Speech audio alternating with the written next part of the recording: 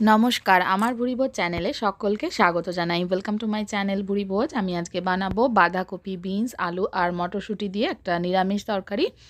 তার জন্য এখানে বিনস এভাবে কেটে নিয়েছি, আর আলু নিয়েছি দুটো মিডিয়াম সাইজের, আর এখানে বাঁধাকপি কিছুটা নিয়েছি। এই সমস্ত সবজিগুলো হাফ টমেটো দিয়ে এবার এর মধ্যে নুন আর সামান্য পরিমাণে অল্প জল দিয়ে এটা সেদ্ধ করে নেব। অল্প জল দিয়ে দিলাম, একটা সিটি দিয়ে প্রেসার কুকারে সেদ্ধ করে নিতে হবে। আর রান্নাটা সর্ষের তেলে করব। সর্ষের তেলে ফোড়নের মধ্যে 5 ফোড়ন, আর 5 ফোড়নের সাথে সর্ষে অ্যাড করা রয়েছে। কালো সর্ষের ব্যবহার করতে পারেন থাকলে। এবার ফোড়নটা দিয়ে দিলাম, ফোড়নটা ভেজে নেব ভালো করে। সবজি সেদ্ধ হয়ে গেছে, একটা সিটি দিয়ে নামিয়ে নিয়েছি। ফোড়নটা ভালো করে ভাজা হয়ে গেলে এর মধ্যে থেতো করা আদা দিয়ে দিলাম। আদাটা একটু ভাজা হলে এবার এখানে 2 পিঞ্চ মতন আদার ওপরে দিয়ে দেবো হিং। যারা নিরামিষভোজী তাদের জন্য কিন্তু হিং ভীষণই ভালো, আর হিং আমাদের ভীষণই হজমে ভালোভাবে হজম হতে সাহায্য করে, আর পেঁয়াজের বিকল্প হিসেবে কাজ করে। হিংটা দেওয়ার পরে, হিংটা দেওয়ার সময় ফ্লেমটা একটু কম করে রাখবো, কম করে আদার সাথে একটু নেড়েচেড়ে ভেজে নিয়ে তারপরে সমস্ত সেদ্ধ করা সবজিগুলো অ্যাড করে দেবো। এখানে আমি এই সবজিগুলো অ্যাড করেছি, চাইলে এর মধ্যে আপনারা গাজর কুচি দিতে পারেন। আর বিনস কিন্তু শরীরের পক্ষে ভীষণ ভালো, হেলদি একটা সবজি। এখানে প্রচুর পরিমাণে ফাইবার রয়েছে, প্রোটিন রয়েছে, নিরামিষভোজীদের জন্য ভীষণ ভালো একটা সবজি। আর তাছাড়া এর মধ্যে প্রচুর পরিমাণে ম্যাগনেসিয়াম, পটাশিয়াম রয়েছে, ডায়াবেটিসের জন্য ভালো।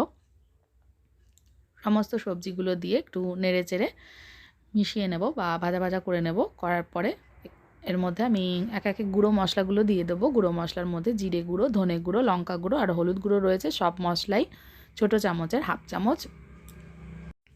চামচ করে রয়েছে। এবার ভালো করে এটা মিশিয়ে মশলাটা একটু কষিয়ে নিতে হবে। যতক্ষণ না শুকনো শুকনো মতন হয়ে আসে ততক্ষণ কষিয়ে নেব। এইভাবে রান্না করলে কিন্তু খেতে ভীষণ ভালো হয়, সবজি আগে সেদ্ধ করে নেওয়ার জন্য, আর তেলও অনেকটা কম লাগে। আর আদা আর হিঙের একটা ভীষণ স্পেশাল একটা ফ্লেভার আসে তরকারিতে।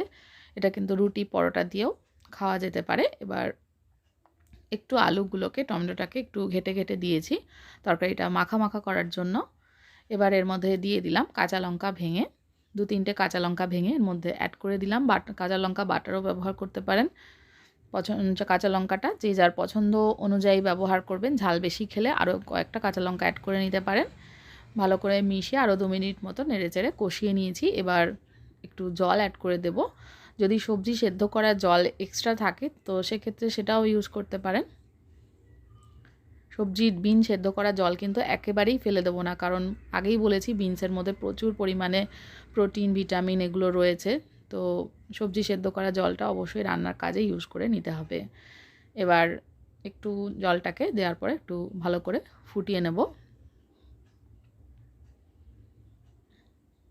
খুব বেশি ফোটানোর দরকার নেই। এর মধ্যে চিনি দিয়ে দিলাম সামান্য একটু।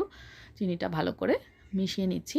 যেহেতু নিরামিষ রান্নায় একটু মিষ্টি না দিলে কিন্তু টেস্ট হবে না, তো সামান্য পরিমাণে একটু চিনির ব্যবহার করলাম। চিনিটাকে ভালো করে মিশিয়ে নেব।